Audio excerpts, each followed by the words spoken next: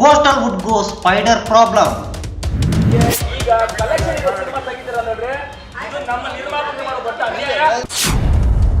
Collection ಇರೋ ಚಿತ್ರವನ್ನು ತೆಗೆಯಿರಿ ಎಂದ ಟಾಲಿವುಡ್.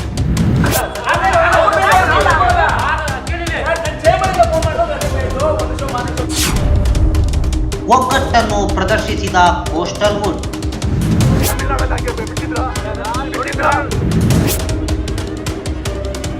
ಕೆಲವು ಥಿಯೇಟರ್ನವರು ನಮಗೆ ಪೇಮೆಂಟ್ ಕೊಡ್ತಾರೆ. 1 ವರ್ಷದಿಂದ ಒಂದು ಥಿಯೇಟರ್ನವರು ಪೇಮೆಂಟ್ ಕೊಡ್ತಾ ಇಲ್ಲ.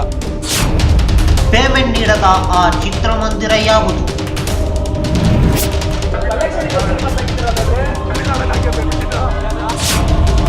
.420 ಥಿಯೇಟರ್ ಎಕ್ಸ್ಕ್ಲೂಸಿವ್ ಸಮಗ್ರ ಮಾಹಿತಿ ನಿರೀಕ್ಷಿಸಿ.